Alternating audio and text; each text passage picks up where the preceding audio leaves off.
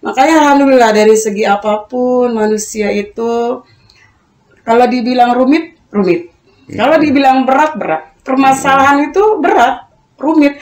Tapi kalau kita hadapi dengan tenang, ketenangan jiwa, maka segala sesuatu yang rumit pun akan terlewati. Dan jiwa yang tenang inilah yang kemungkinan akan lebih punya kesempatan untuk ketuntun ya Bunda ya.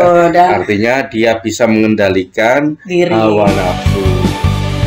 Marilah kita bersama bangkit dan bersatu untuk kembali ke Pancasila. Marilah wujudkan cita-cita proklamasi. Assalamualaikum warahmatullahi wabarakatuh. Salam Pancasila Progresif Revolusioner. Saat ini kita kedatangan yang tidak diduga-duga karena memang tidak ada rencana. Ini adalah kerja alam yang muncul secara alamiah dan menjadi luar biasa berkah buat kami semua. Ada Bunda Siti Djaro. Apa kabar Bunda Siti Djaro? Assalamualaikum warahmatullahi wabarakatuh. Kabarnya sangat baik. Siap. Kita ketemu sehat walafiat, jadi bisa bertatap muka dengan indahnya. Oke, Ibu Siti Djaro, Bunda atau Mama Djaro ini biasa aktif di Majelis Taklim, aktif di wilayah keagamaan, dan beliau juga bagi kami multi talent.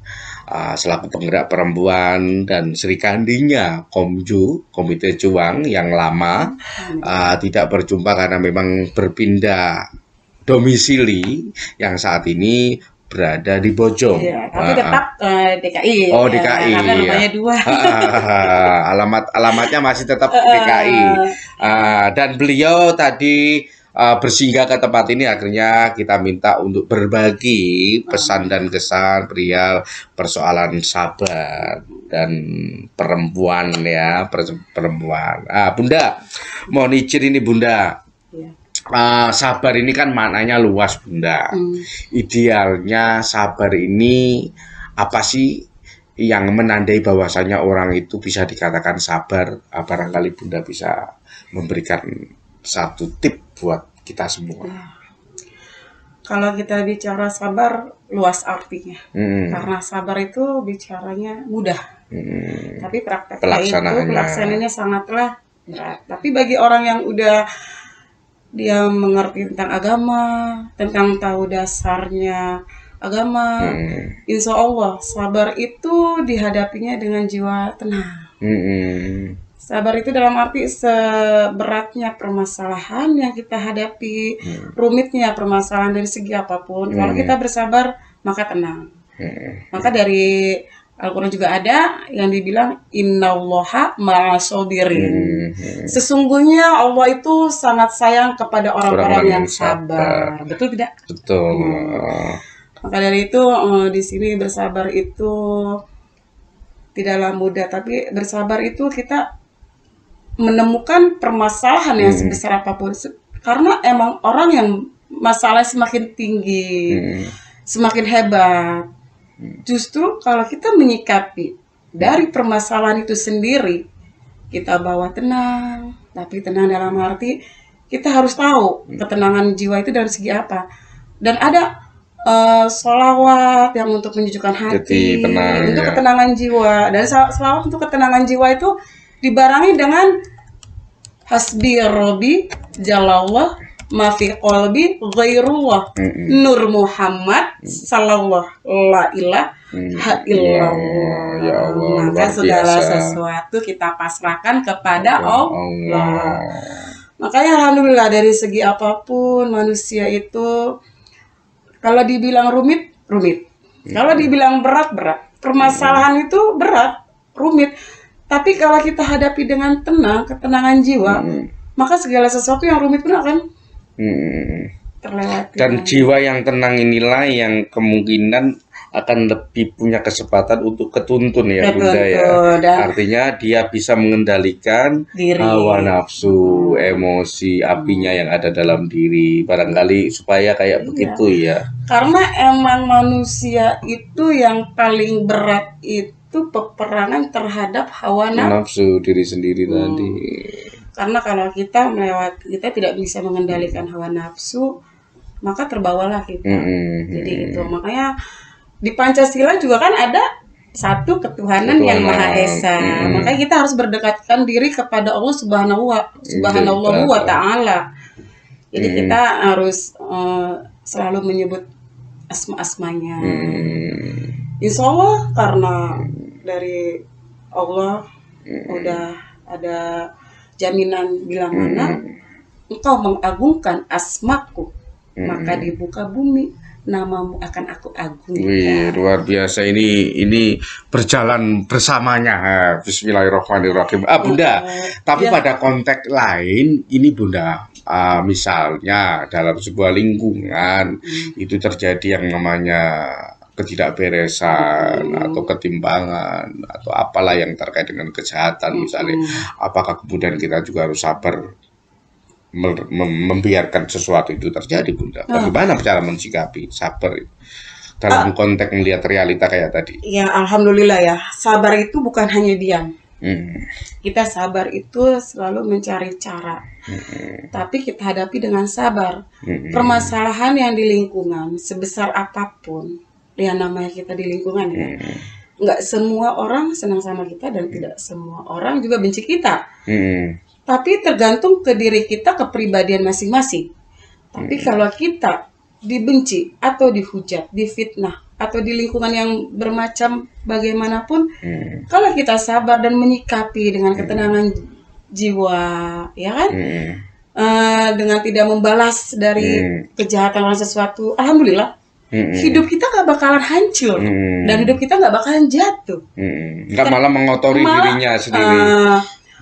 Mereka sebetulnya kita bersyukurnya apa?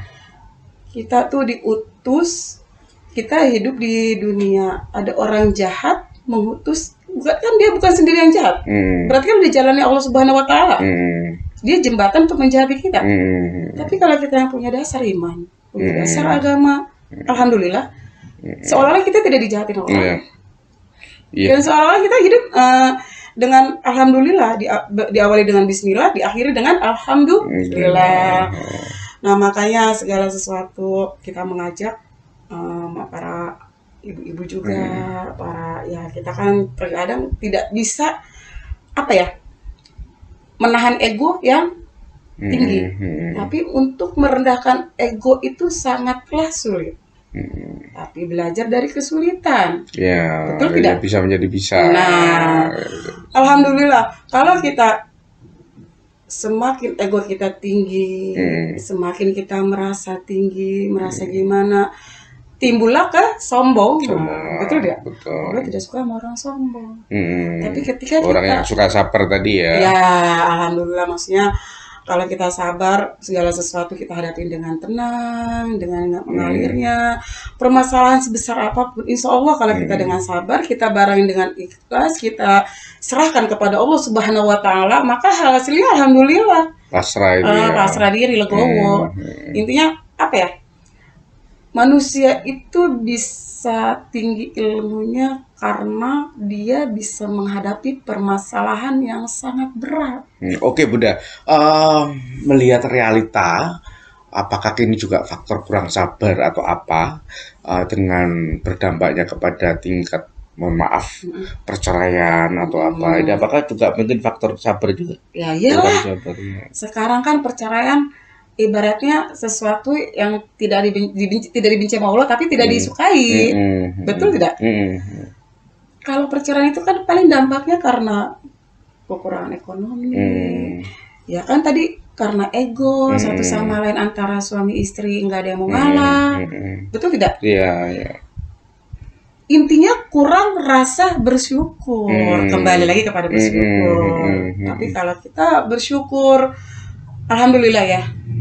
Saya ujian berat bertahun-tahun rumah tangga, dengan ujian yang paling berat, cobaan yang paling lumayan hebat. Tapi saya merasa hidup ini cuma ngontrak. Kita jalani. Ternyata sesuatu yang menguji tadi, ketika kita sudah ketemu hikmahnya, justru malah itu adalah ya Allah asik banget ya, gitu, kira-kira gitu ya. Kemarin pas waktu ngalami merasa nggak terima, tapi ketika sudah tahu hikmahnya, ya Allah, terima kasih ya Allah, saya bersyukur saya mengalami persoalan itu sehingga saya bisa menjadi lebih mengerti. Nah ya, itu la in sakartum la ajidanakum wa la in kafartum inna adzabi lasyadid. Jadinya bila mana engkau mensyukuri nikmatku, maka akan tambah. Tapi bila tidak mensyukuri nikmatku, ingat, azabku sangat pedih. Bersyukur itu bukan hanya di kata-kata. Bersyukur itu apa ya? Ketika Allah menguji seseorang dengan rumitnya permasalahan, dengan perekonomian yang luar biasa.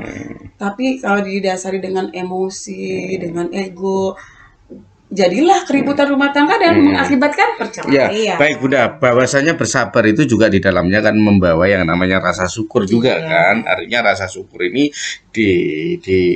dilakukan sebagaimana supaya juga tidak terbentur dengan nikmat mana lagi yang kau dustakan. Fabi Allah, irobikumat kaziban.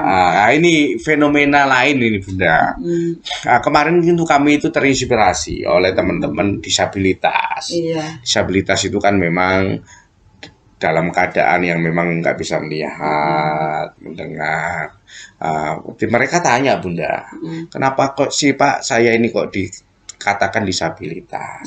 Orang yang punya tangan kayak nggak punya tangan, punya kaki kayak nggak punya kaki, punya otak kayak nggak punya otak. Saya tuh kaget mendengar kalimat itu. Itu dinamakan apa?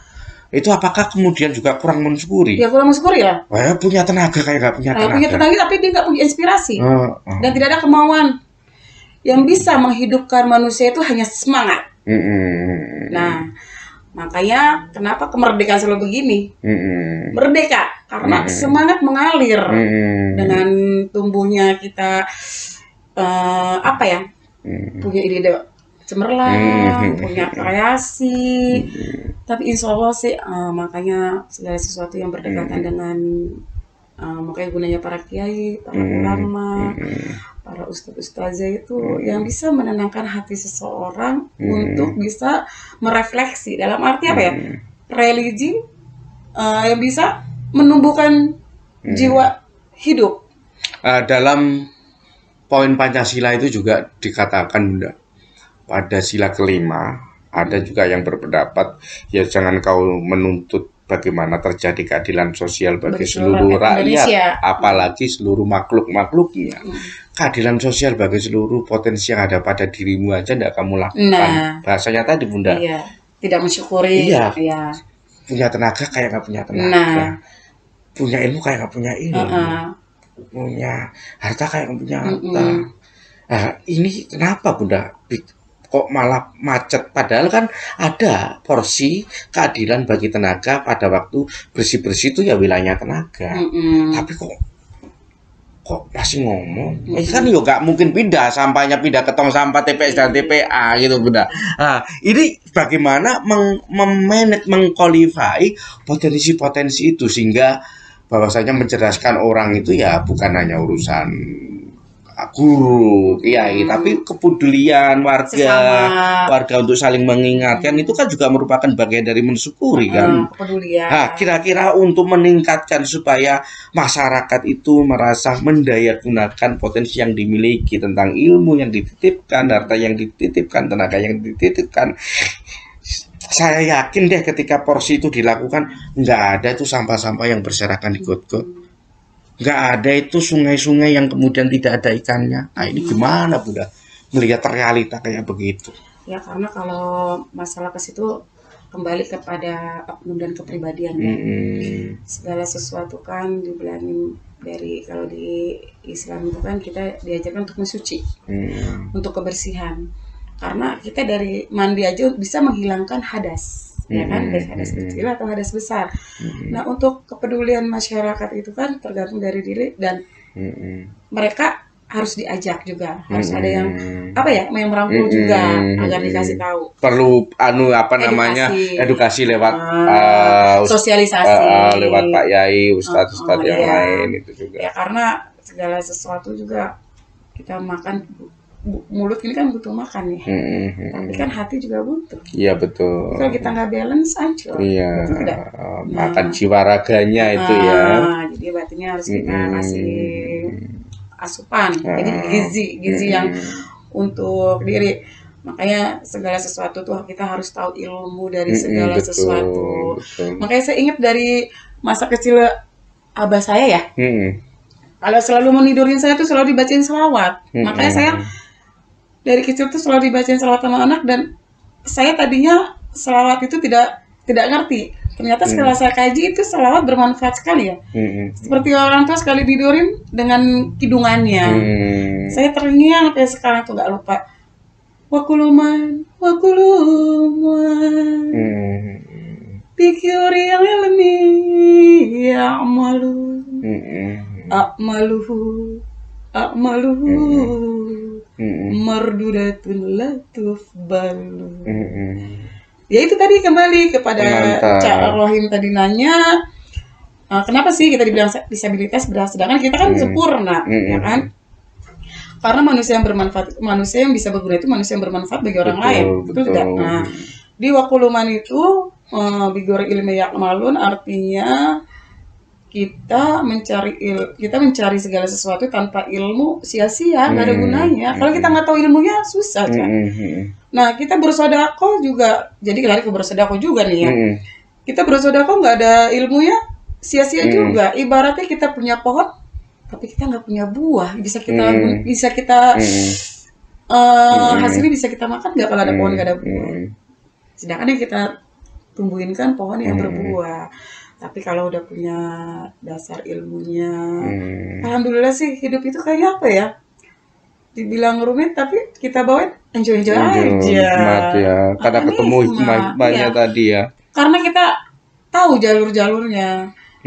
Ya karena apa? Kita bukan sembarang ngomong, semua kan itu dari Al-Quran, dan kita juga merasakan oh artinya sabar itu seperti ini. Yang karena emang saya ngalamin. Saya juga alhamdulillah ya. Dari Al-Jannatu tahta aqdami ummahat, surga di bawah telapak kaki ibu. Kenikmatan yang mengurus ibu mertua bertahun-tahun dari sakit sampai almarhumnya. Walaupun almarhum tetap kita doakan tetap mengalir harus ya. Karena doa selalu dari anak itu mengalir untuk orang tua, Robik Firli, wali walidaya, warhamuma, kamar rubayani yang soleha itu ya. Tapi kan kalau manusia itu kita ada jasad padat kita pegang, tapi kalau roh kan nggak bisa. Makanya keberkahan kita kalau udah tahu ininya juga ya alhamdulillah ya. Ibaratnya dari segi sesuatu ilmunya tadi ya. Kenangan jiwa ada. Ilmu itu diperoleh harus dari cara belajar. Ya, belajar itu bentuknya macam-macam.